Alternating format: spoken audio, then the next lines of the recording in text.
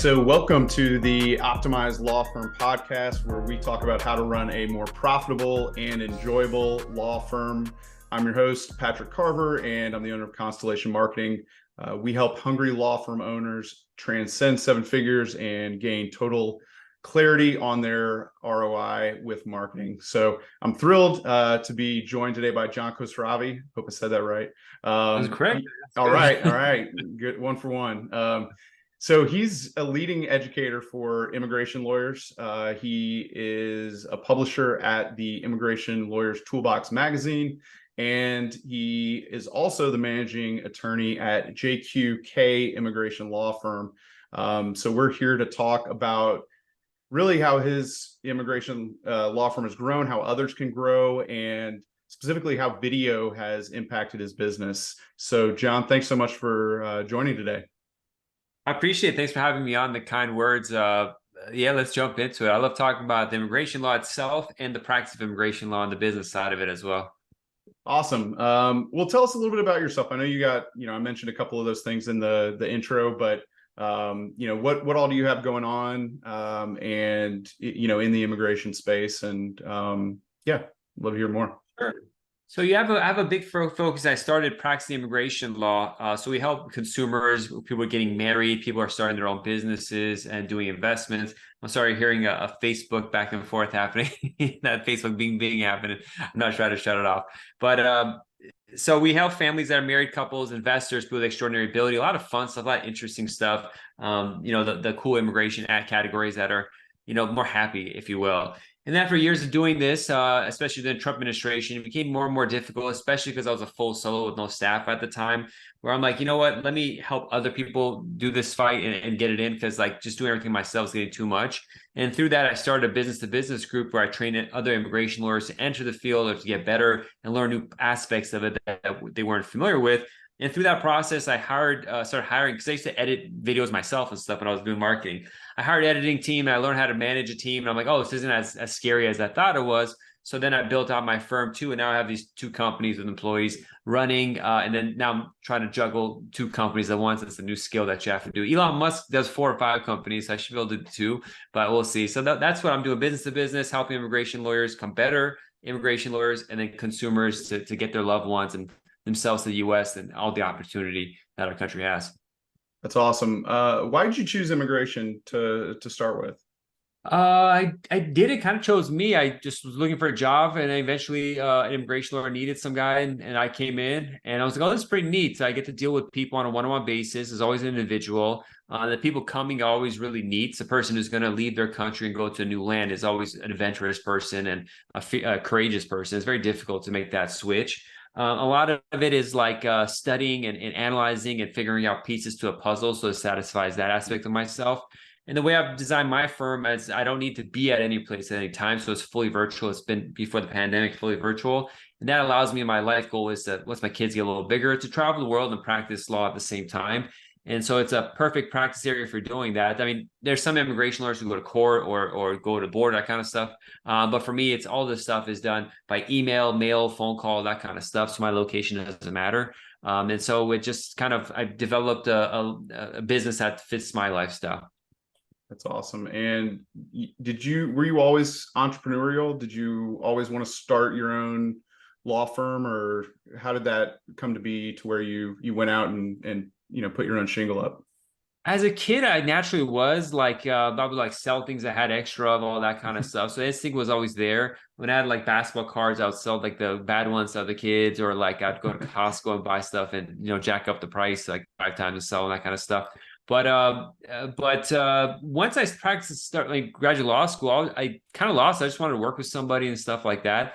But when I started at that firm, John was really nice to hire me and teach me the ropes. But then I wanted to the entrepreneurial aspect and just the level of type of service I wanted to give was different from what that model was. Most law firms kind of like, they get the case, they hand it off to a paralegal, and they don't want to communicate with the client at all, because it takes a lot of time for a lawyer to interact with the client constantly, especially if they're nervous and stuff. It's Mhm. when I have work to do, but I always like to be there whenever the client wanted. So they have my cell phone, they could call me and talk with me, and they could calm down and not go to sleep at night worried. That's always been just personally important to me. Just having experience that we all have, where you go to doctors and the doctor says hi, and a nurse comes, and the doctor then gives you a bill, or maybe their billing person does. And by name, you visited a doctor, but there's no doctor in the process, and that always offended me. And I say, what, if I have a professional career, I want to do it differently. So, the firm I was working for was really good on service, but at the level of like, yeah, if they call, let's answer immediately. Let's get the case done immediately. Let's be there whenever they need him. Saturday mornings need to talk. We could do it at a consultation, or in 7, 8 p.m. at night, something happens, you could text me and stuff. I want to do that. And most lawyers and immigration lawyers they get annoyed with that. They hate that. But I'm like, well, I have the patience for it. I like it. It satisfies my internal need of helping people, all that kind of stuff. And so Yeah. let's create a firm based on that. And the reviews show of themselves. All the comments are always so positive and nice about the actual clients. There's people who didn't hire me and they get annoyed of the consultation fee we have. Those are all my bad reviews are, hey, this guy's a consultation fee. I'm like, why would you leave a bad review for that? You're not even my client. But all the positive reviews, which are like almost 200 now, I'll talk about how I was available for them there and help them journey and shepherd them through this complicated process. Yeah, I mean, it's super impressive. And I think, you kind of preempted what I was going to ask next, because one of the things I, noticed kind of looking at your background is, you've won a lot of awards and just feedback, right? Just like you mentioned with the number of reviews about client satisfaction. And I wanted to ask, before we get into some of the video stuff, what do you think? And you talked about some of the elements, but what do you think separates a good immigration law firm from others in terms of client experience, and really how that relates to growing the business? There's aspect of just knowing the law, because it's a complicated area of law, spending a lot of time studying it and being aware of it, not to mess things up or cause delays unexpectedly. And then it's just caring about people, not looking at them like just another number that's coming in, which happens in every professional field where you're doing volume. And just saying no, drawing the line. Maybe you get a lot of cases, but say no to some of them because your plate is too full, so that you don't ruin the experience for the people. So there's losses that you endure when you do a model like this. I'm spending too much time in a case, so the case is becoming less productive, less value to it, or I take on too many cases, so I'm stretched thin, so each person gets hit with it. It doesn't give me time to do a continuing education as well. So the key is you take a financial hit, but it's not even a hit, it's an investment. It's like taking the money I would have got from that, investing it, and paying off 10 years from now. So by maybe making less money right now or spending more time on a client right now, it's going to create more and more clients where later on when I have a team and I train them in the right way, we can handle more and make more income. So it's a long-term investment, and it's thinking long-term or short-term, and that's really about it. In 10 years from now, what's going to happen if we keep this model going, even though in the short term it's making less money? How will it pay off in the long term? And it's a gamble, just like when you invest in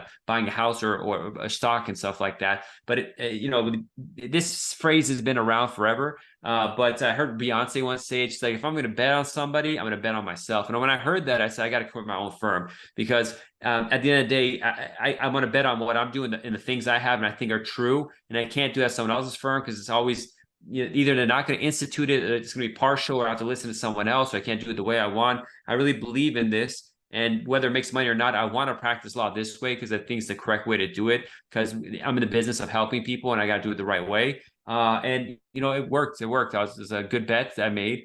Then there's all the headache and troubles of learning how to manage a business that's separate from law. And that's what my experience has been the last 2 or 3 years.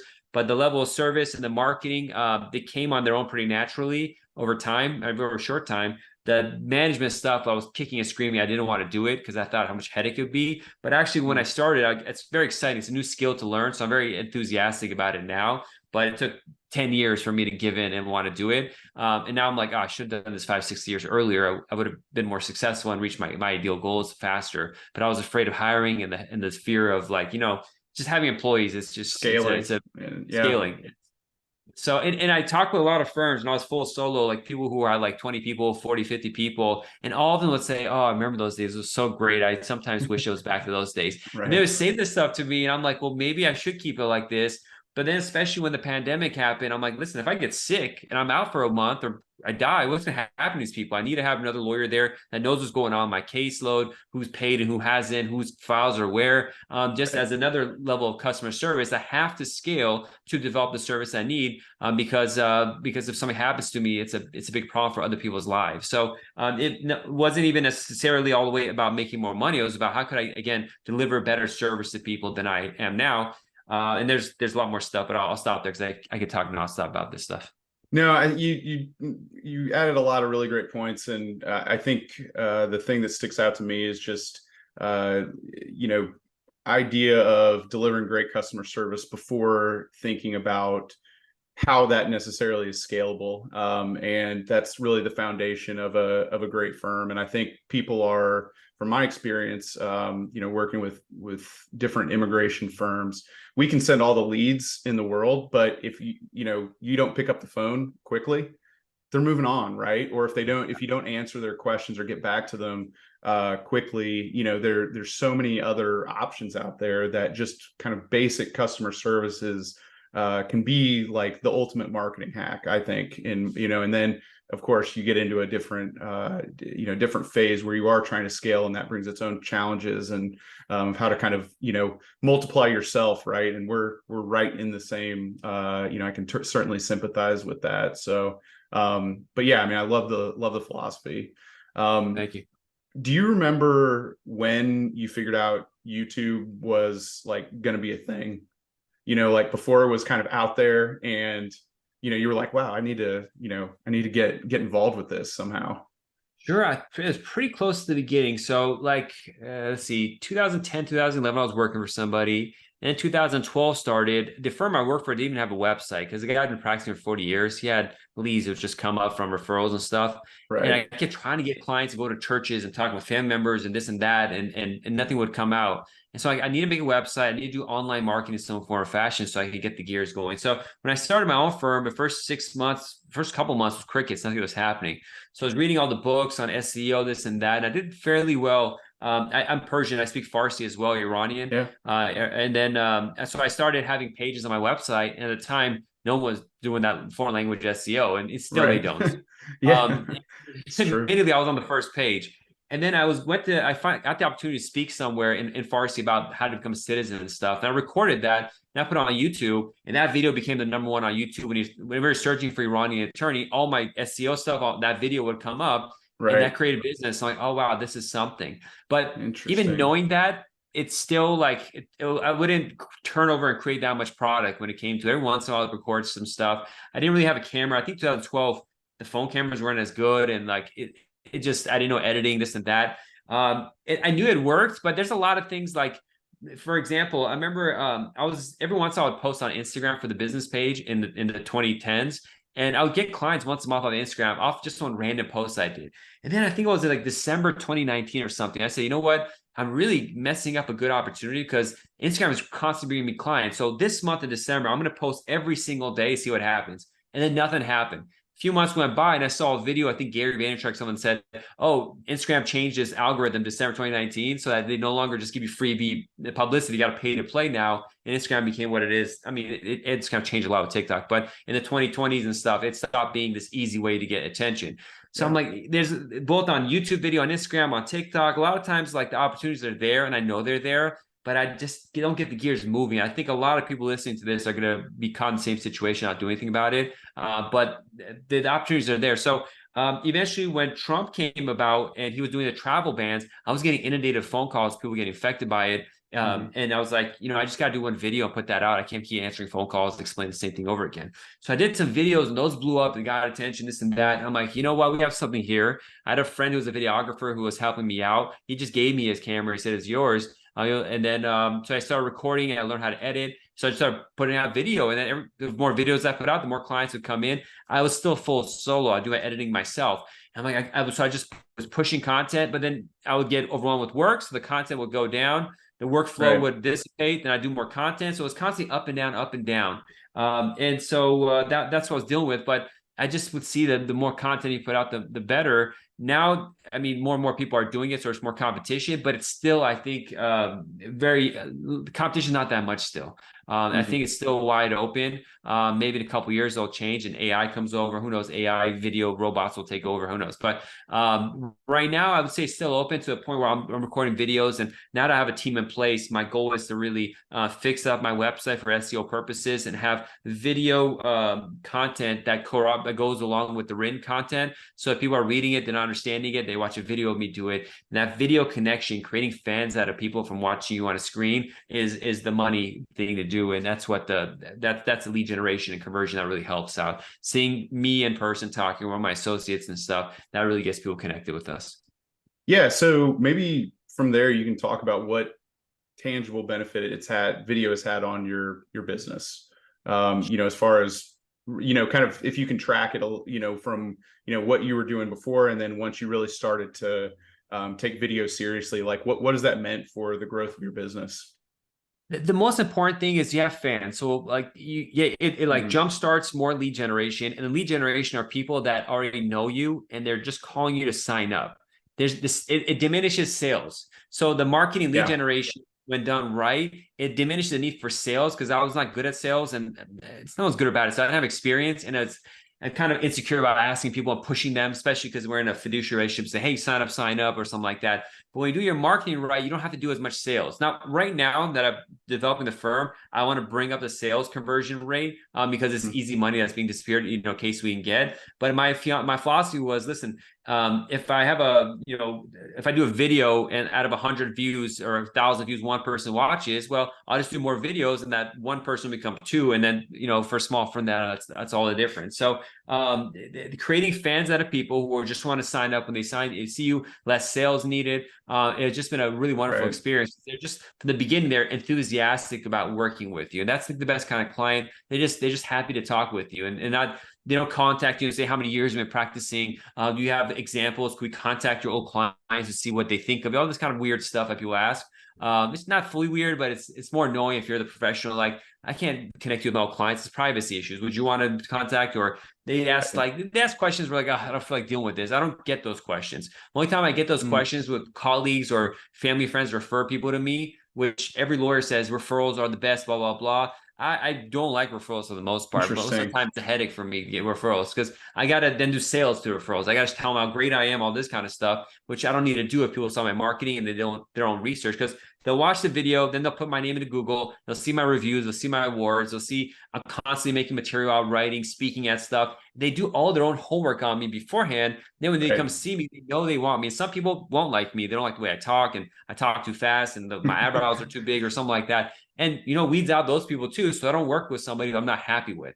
So that it just, my thing is, I want to live a good life and not have headaches. We all have headaches already with health and family and small kids and like just work itself. I deal with government agencies that drive me crazy, politics, all that kind of stuff.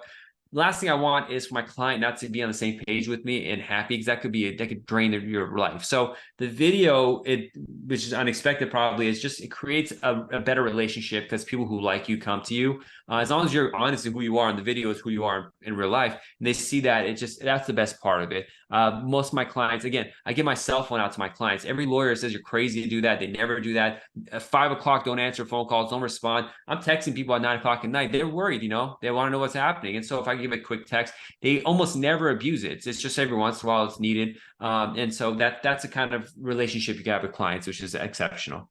That's so cool. And like, just instantaneously, you've, given me a lot of, a big boost to really increase the video production we're doing, because I hadn't thought about it in a lot of the ways that you're mentioning. And, I hear this, and I think it's mostly because I have bias, because obviously we do SEO and ads. And so we, are often explaining or discussing with clients where they get an ad, they have someone coming in and saying, oh, you have to do this, $20,000 video. It's, this is the way people are, marketing now. And so I often kind of think about it in terms of, how good is video compared to SEO or compared to ads?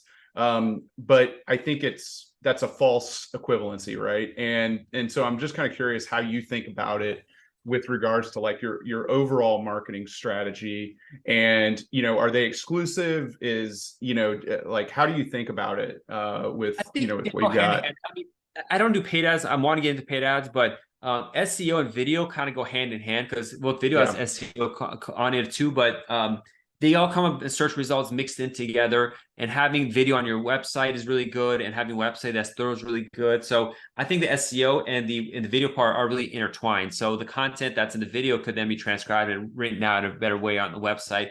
So that's really important. And there's all these technical stuff you have to do to your website with the code and behind the stuff that you have to do. But that's really important. And they just another aspect. If you have an army, you have airplanes, and you have tanks, and you have submarines. It's just a different one of those attack resources that you have. And so you prefer to have more of them, and especially SEO.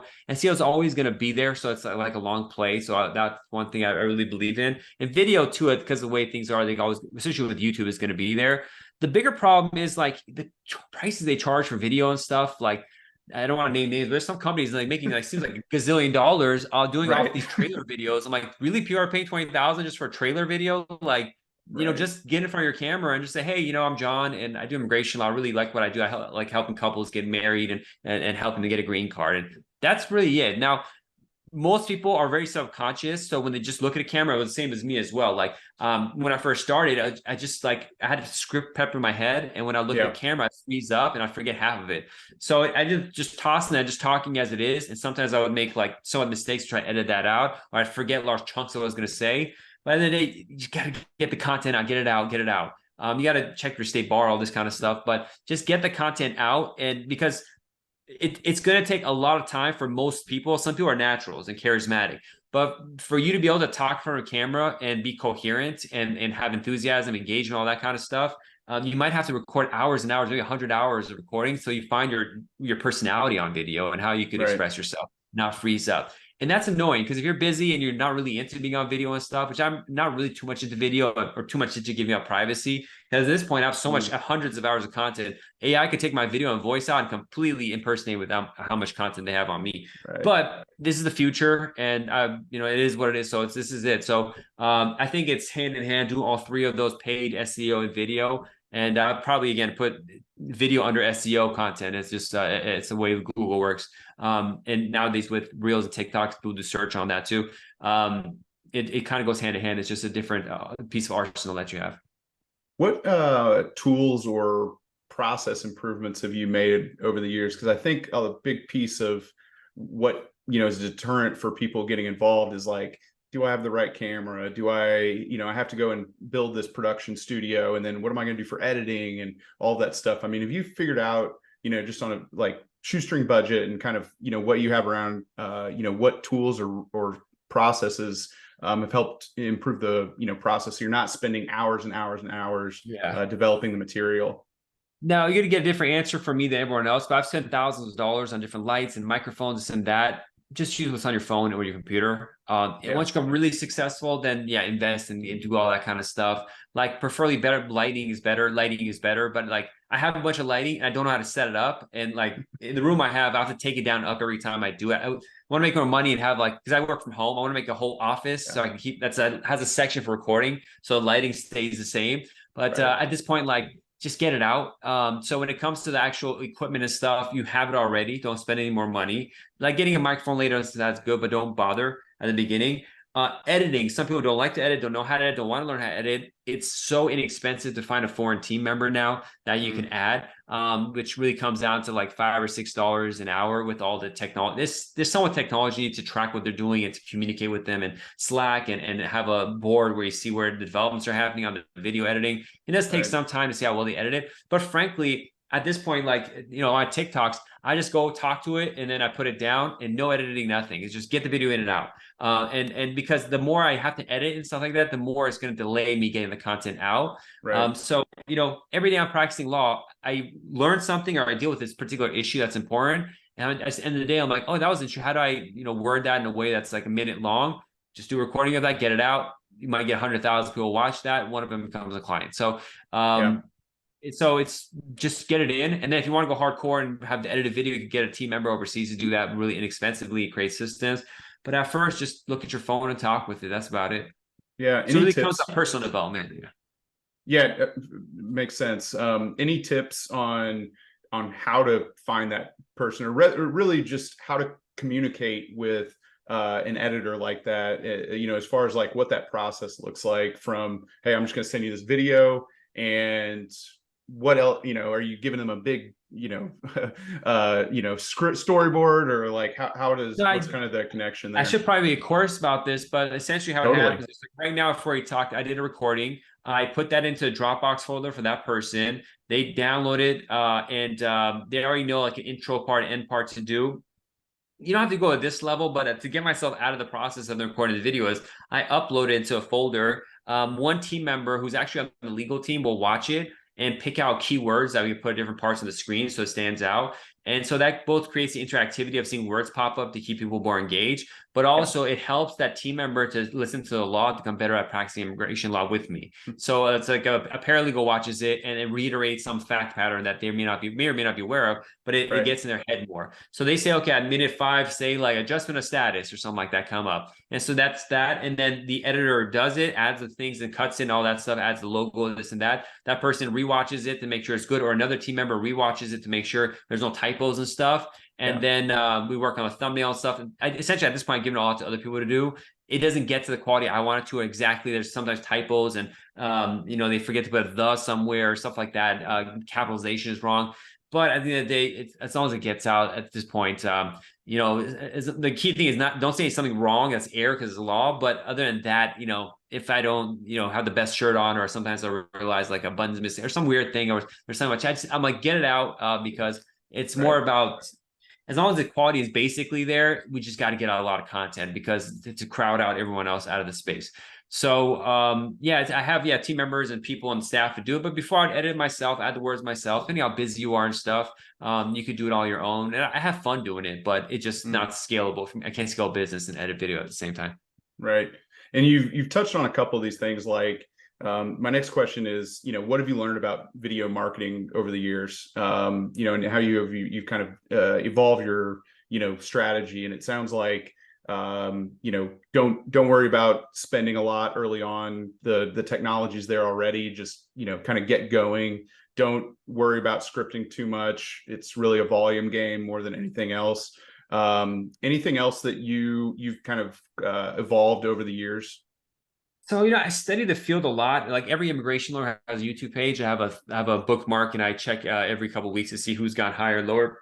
And there's different ways to play this game. Some people have big audiences, but big audiences on YouTube, for example, it doesn't necessarily mean more clients. And what I see is a lot of these people end up creating side products like how to find a job in the United States, how to fill out your resume, how to learn English. So they're creating all these different courses because they have all this attention, but most of it is not going to translate into law clients. Yeah. So one thing that was really important from the beginning is I wouldn't get videos that would pop off and get a lot of people, but I was still getting clients. And I realized is what you got to do is just put the content out, put your personality in there and talk. And even you might get 100, you might get 1,000 views. That one client that really connects with you will contact you about it. So you don't have to worry about subscriber count or view count necessarily. And that's not, people could have very low view count and subscriber count and still be getting business. So it doesn't mean if they have a big subscription base or view base, that it necessarily translates into immigration of clients. So that is really important. And then it's like, what kind of content you want to do? I could every year there's like 50 bills that they pass that they introduce into Congress for immigration and say we're going to do this and that. 0 out of a billion of them in the last 10 years have gone forward at any level. But it's clickbait as hell. So if I do a video that says Congress introduces, bill 2, blah, blah, blah, get the information. Are you going to legalize? Amnesty is coming. That'll immediately get 10,000 views. But I always despise doing that because it's just clickbait. I'm just like, I'm going to talk about area of law education-wise, which I like doing professor style. And I just talk about it. And there's a longevity to that because the bill, it might get a lot of views at the beginning, then it stops. And at the end of it, people will probably be like, oh, this person was just doing clickbait. But if I'm essentially just saying, hey, this is the process, how it works, there's hundreds of videos, people doing the same thing, but this is the Yeah. way I explain it. And people watch that today and they'll watch it 5 years from now. As long as they don't massively change the rules, it's all good. That video is kind of evergreen. So kind of focusing for me on evergreen content, even if it's not going to be at the most views and maybe you have a strategy doing both clickbait stuff and longevity stuff. But between managing this business, I've had a hard time pumping out the content I want to pump out. So I'm like, I'll just stick with the longevity stuff and pursue that. But what I've learned is, content just as much as possible, primarily because even just to learn how to do it. So you get better and better at speaking in the camera and stuff like that over time. And then the quality automatically gets better because if you keep doing it, keep watching it, you realize your errors or your ums and stuff like that. And the quality on its own becomes better. So the massive amount of content volume then creates the quality itself. You have a particular schedule or shoot for a number of videos like in a week or a month's time? No, I just kind of do it out of whim, but I'm trying to professionalize it. So I'm trying to make a block time Wednesday morning. So like before this, every week now being my recording time, where I just don't do anything. Because like before, I always had like free time here and there. I would just jump in a video here on a weekend, this and that. But I got 3 small kids, and the recordings I do on the weekends just not possible because I got to take them to the park now and go to this and go to that. And when I had the weekends where I would just like, disappear for 20 minutes, 30 minutes and just do a video, it's not even possible anymore. So now I got to, it's like this week really before this show is like, okay, Wednesdays, 9 to 12 is my recording time. I wake up early in the morning, do a basic script so I have the idea of what I'm going to talk about, and then just talk about it. Don't overly script it because I'm going to get lost trying to remember what I was supposed to say. And it's going to look awkward in front of the camera. Yeah.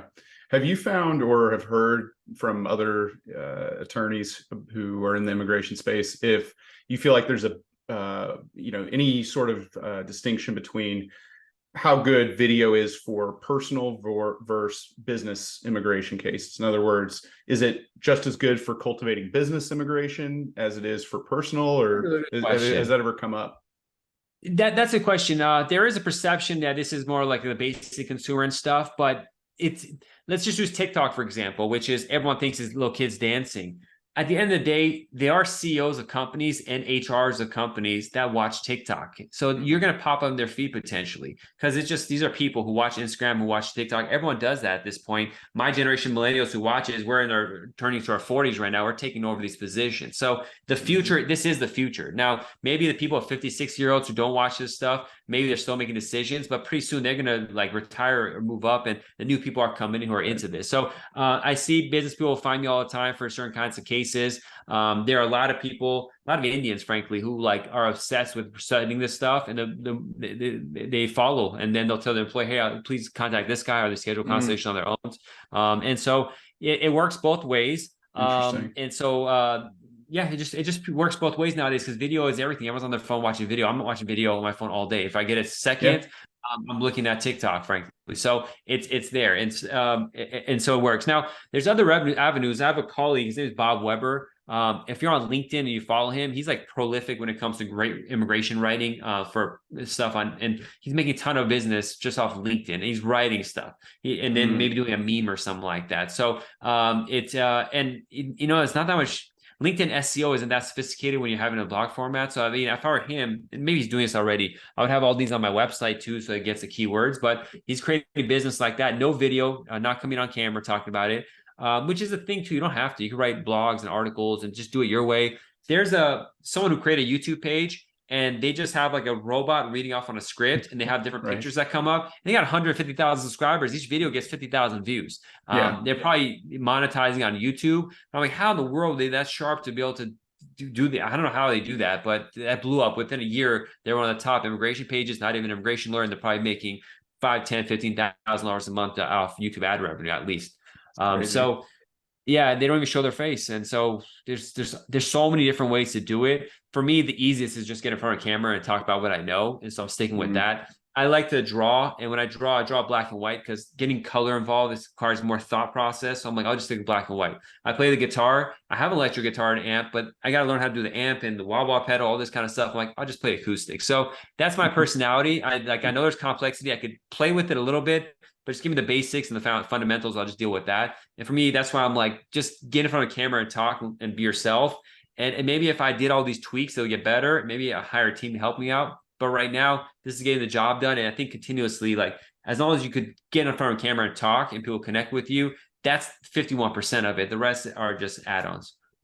I hadn't anticipated asking this, but I figure we're already in the middle of it. What do you feel like the opportunity is with TikTok? Because it's I just personally, I'm just not on social media that much, and so I feel like I've made a decision to really focus on SEO and ads, as a method of marketing. But what do you feel like the potential is there for other lawyers? Algorithm on TikTok is so perfect for developing like your feed the way you want it. It's incredible. Like I get exactly the stuff I want. Whenever it shows dancing girls and stuff, I just say, don't show me this. And you do that 4 or 5 times. And my feed is marketing stuff because I love studying marketing. And then it's certain random kind of stuff that I enjoy, certain topics. But it's just it creates the perfect feed. It really is the perfect feed. Like for me, it's an educational. It's like going to school because I just watch educational content. Even though I had TV, I don't have TV anymore. I would watch Discovery Channel and stuff like that. I don't watch I rarely watch stuff that's non-education purposes. I'm weird like that. But it's just the feed is perfect. And it lets you connect with a lot of people at once. So both when you're watching it, you get the stuff you want. And when you're putting content out on it, it's going to test out different audiences to see how well the video does. And that audience may go again to an HR that you wouldn't expect to be watching this kind of stuff, or a president of a company or something like that. It's the future. I mean, it's so all the young people are looking at TikTok. The algorithm is so perfect that, I'm an adult. I could cut myself away from it, but I got 3 small kids. Like I see, and I give them, say not to, but I give them screens. That it is what it is. So, you see the control it has. This is unless they literally take it from their hands and ban it.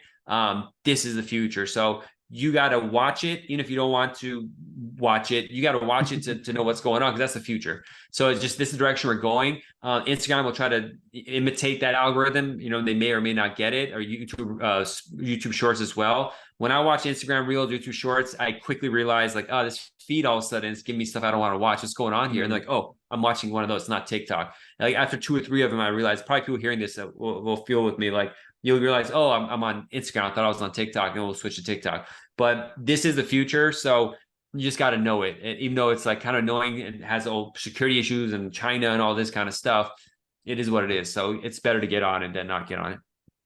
So do you think all lawyers, let's just start with immigration, but you could expand it to all lawyers, I would say maybe consumer facing lawyers should include video marketing in their marketing strategy?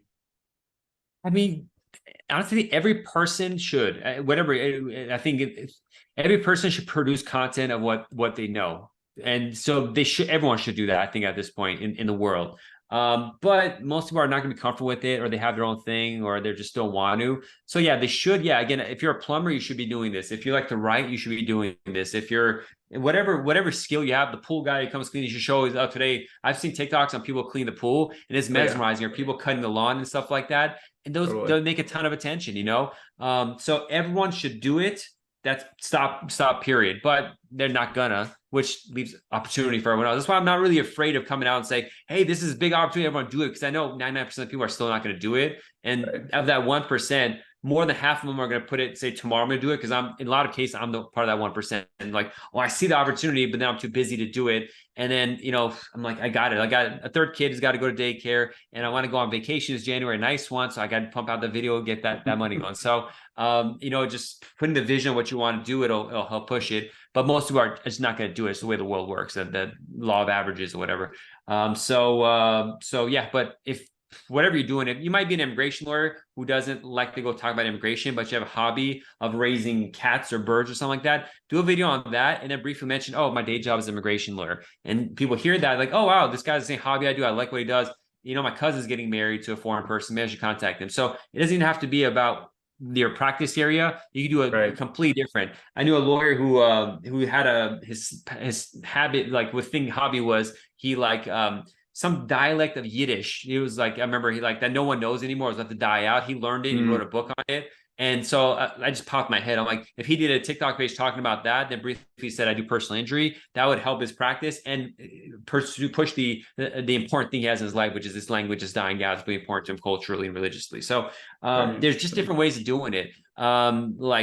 I'm so obsessed with immigration that my content is a lot about immigration. But like, if I had other hobbies, I would just do like when I was a kid, I liked the Green Lantern, the comic book character, and I was obsessed with it. So if I had YouTube and stuff, then I would just make a bunch of videos on Green Lantern and monetize it, and then from there I learned how to do that. Then I'll help other people do their own comic book channels, get paid off that, and just create a thing.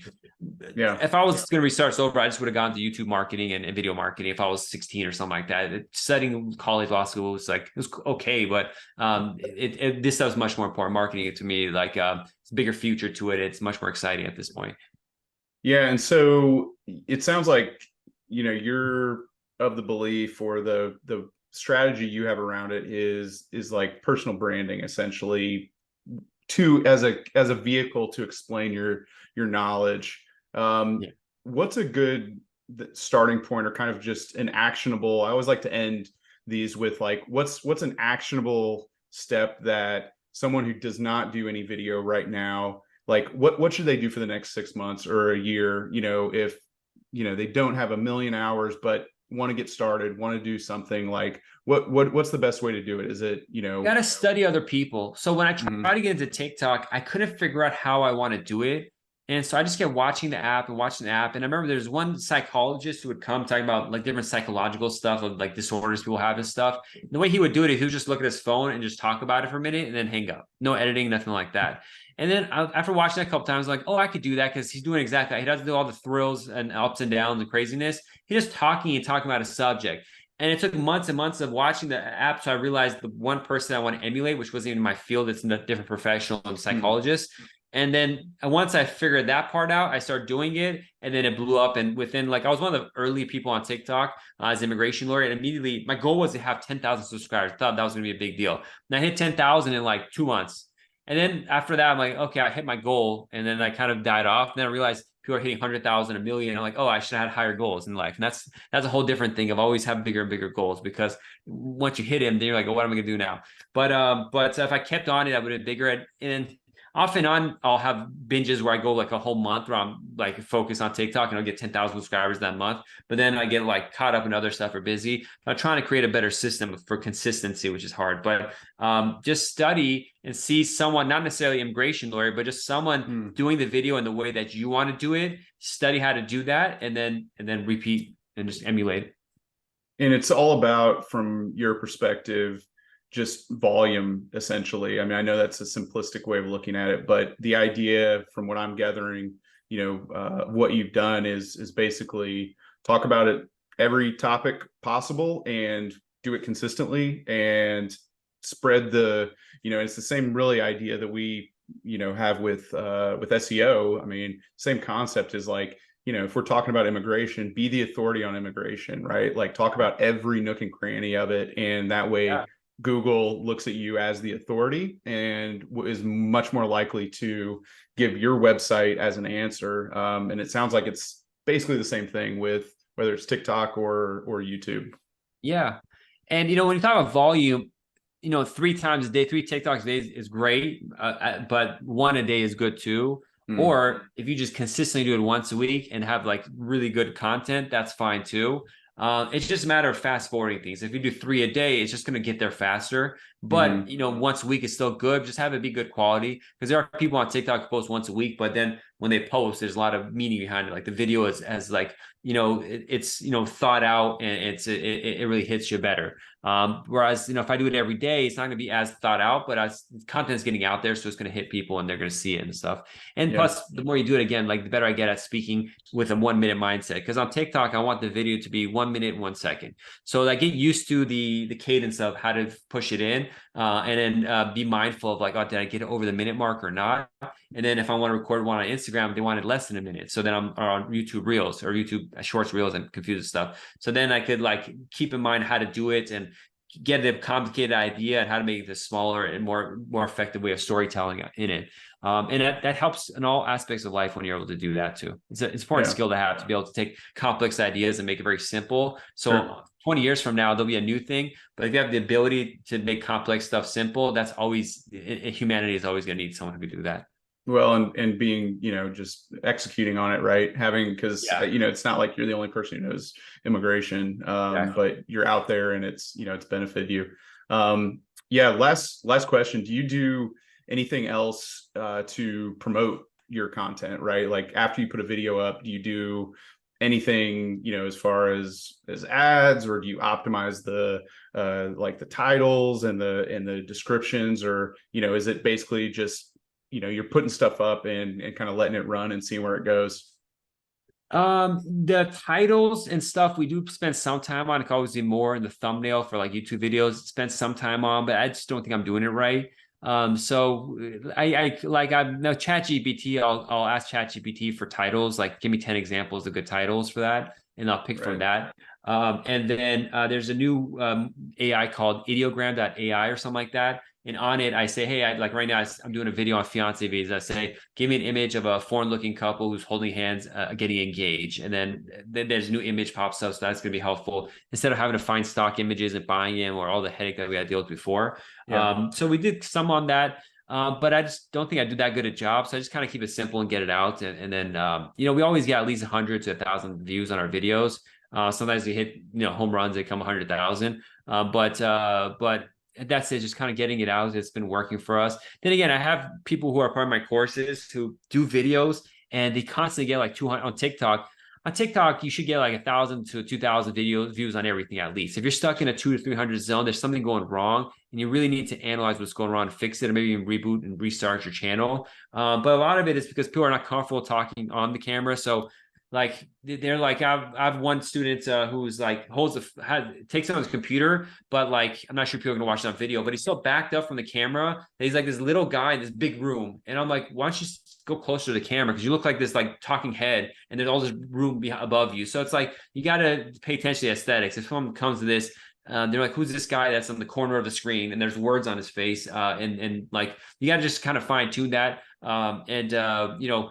Again, the confident talking, you could send some of them their insecurity on talking publicly, but then gets confused with insecurity about knowledge of the material. So people are like, oh, this guy doesn't seem confident in what he's saying. It's not because he doesn't know what he's talking about. It's more just he's not confident talking in front of camera.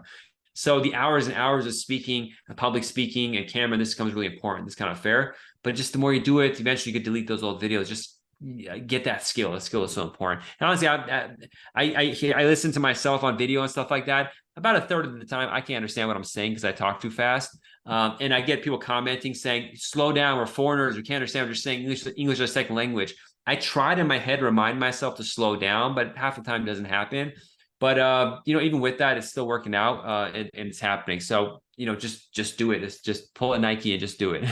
That's hilarious. Well, I really appreciate your time, and I got a ton of value from it. I know our clients and immigration attorneys that we send this out to are going to benefit too. Remind us where to find courses, find some of the education stuff you're doing, and anything else you want to share. I think anyone who's interested in growing their immigration practice, being a better immigration attorney, should definitely look you up, and could benefit greatly. Okay, so with the Immigration Lawyers Toolbox is the organization I created for that, where we have a podcast. So if you check podcast Immigration Toolbox, are there. We have a trade magazine that helps you come learn about immigration laws as practitioners, whether immigration lawyers are writing articles, called the Immigration Lawyers Toolbox magazine. And then we have private courses, seminars, all this kind of stuff. The website isn't always updated. So the best thing, if you're a lawyer, is to email me at info@immigrationlawyerstoolbox.com, lawyers plural. And I'll add you to the newsletter where we publish like, oh, we have a seminar on E2. We have a new marriage green card course. We have this marketing person that's going to talk about like different unique things that they can teach you. So we have that in a private community, all that kind of stuff. So just email me at info@immigrationlawyerstoolbox.com, or just go to immigrationlawyerstoolbox.com, check out the links, and they have a contact us page there as well. And let me know if you heard us through the show. We'll be happy to know how you found out about us. Awesome. Well, thanks so much, John, and hope you have a great rest of your day. I appreciate it. Thanks for having me on.